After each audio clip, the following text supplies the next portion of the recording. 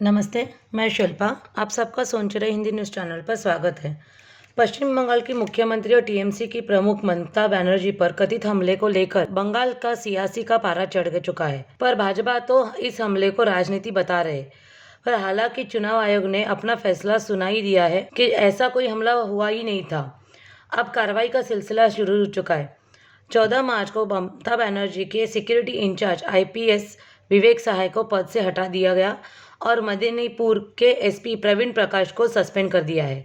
इतना ही नहीं तो विभू गोयल को भी पद से हटाकर उनकी जगह स्मिता पांडे को डीएम की पद पर नियुक्त किया गया है। इसके अलावा चुनाव आयोग ने पुलिस को पूरी जांच करके उसकी रिपोर्ट 31 मार्च तक पेश करने का आदेश दिया है। चुनाव आयोग का ये भी कहना है कि ममता बनर्जी को Z+ सुरक्षा मिली है, जिसके इंचार्ज आईपीएस विवेक सहाय थे। ममता बनर्जी की सिक्योरिटी की पूरी जिम्मेदारी विवेक सहाय और अन्य पुलिस प्रशासन अधिकारी की थी, जो कि ये जिम्मेदारी निभाने के लिए असफल रहे और इसलिए इन पर कार्रवाई की गई है।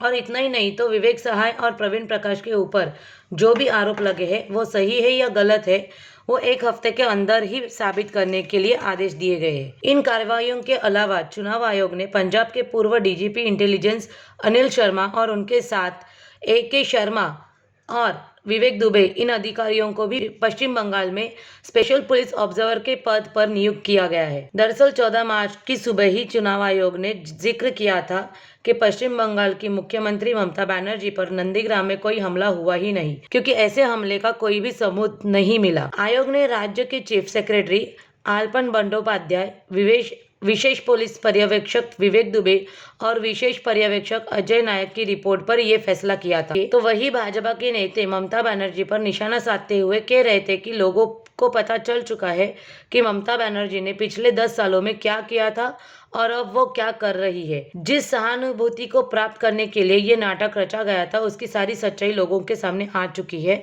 और आने वाला समय ही बताएगा कि ममता बनर्जी कहाँ रहेगी। ममता बनर्जी पर जो हमले की चर्चा हो रही है, असल में वो हमला था ही नहीं, क्योंकि ममता बनर्जी मंदिर से पूजा करने के बाद जब अपने गाड़ी के पास लौटी तो उस वक्त उनकी ही गाड़ी का दरवाजा उनके पैर पर लग गया था और उनको चोट आ गई थी।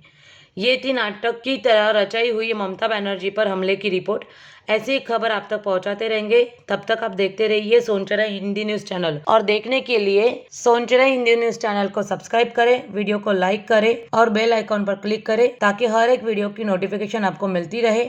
और साथ ही साथ डिस्क्रिप्शन में दिए गए लिंक पर जाकर आप हमें फेसबुक, ट्विटर और इंस्टाग्राम पर भी फॉलो कर सकते हो। धन्यवाद।